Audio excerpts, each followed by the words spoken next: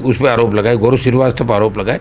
तो इन आरोपों से ये उप समिति आत हुई और भजनलाल जी को कहा साहब कुछ भी मत करो, हम तो बिल्कुल इस करेंगे नहीं, हम तो ये करेंगे कि हनुमान जी ये रिपोर्ट आपको ये देनी है कि उप समिति नहीं रद्द नहीं कराना चाहती। तो देखो 2 रिपोर्ट दिए, लिखा कि उप समिति ने कहा कि रद्द नहीं करें और सरकार ने कहा कि अभी रद्द करना जल्दबाजी है। तो एक तो लिख दिया जल्दबाजी है और एक कह दे उप समिति ये करी। तो इसमें आपको लगता है कि कोई सर्टेन उन्होंने कोई ऐसा उत्तर नहीं दिया है, लेकिन उन्हीं के एक मंत्री हैं जो काफ़ी कद्दावर मंत्री हैं, डॉक्टर किरोड़ी लाल मीणा, वो पहले कह चुके हैं, जब उन्होंने ये मुद्दा उठाया था उस वक्त वो कह चुके हैं कि मेरे पास 400 से ज़्यादा ऐसे सबूत हैं, ऐसे नाम हैं जो इस भर्ती में लिप्त हैं और उन्होंने गलत तरीके से ये भर्ती में जगह हासिल की। तो क्या एजेंसियां उन तक नहीं पहुंच पाई हैं, सरकार उनसे वो सबूत नहीं ले पा रही है, क्या कारण है? सरकार ले नहीं रही जानबूझ के।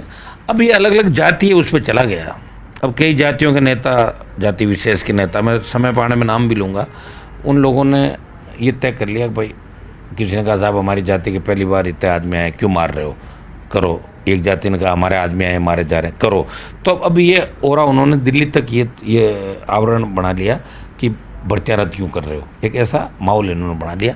और 500 से ज़्यादा फर्जी इसके अंदर है। तो डॉक्टर साहब ने जो सूची दी है, मैं डॉक्टर साहब के वहाँ से वो सूची भी मंगा लेता हूँ, मैं एक बार देख लेता हूँ उसमें कौन कौन सी है और कौन कौन सी जाति के कितने सब इंस्पेक्टर चयनित हुए और कौन कौन सी जाति के कितने लोग पकड़े गए।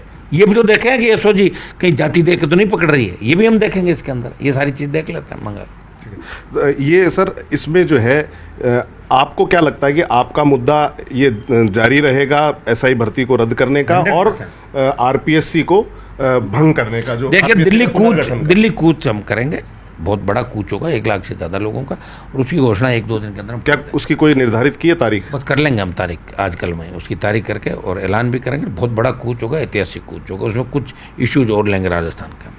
हनुमान जी, एक जो ज्योति मिर्धा ने एक अभी ट्वीट किया जिसमें एक हाथ से झलने वाला पंखा जो है वो उसमें शो किया, तो उसका किस तरह का जो है उनका सटायर है, किस तरह की बात कहना चाहती हैं? एक्चुअली क्या, ज्योति मिर्धा एक नागौर के अंदर टिकट की नेता है, खुद की उसकी कोई पॉलिटिकल हैसियत नहीं है, और पार्टियां बदल गई, वो परिवार लंबे समय राजनीति में रहा और 4 बार चुनाव हारने से मानसिक रूप से भी काफ़ी पीड़ित है।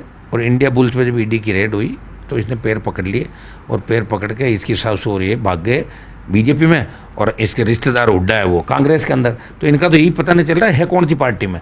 रात को तो आपस में मिलते हैं सारे रिश्तेदार, साथ खाना खाते हैं, और इसको एमपी में बना दिया 9 में। इसने प्रणाम पिताजी की जमा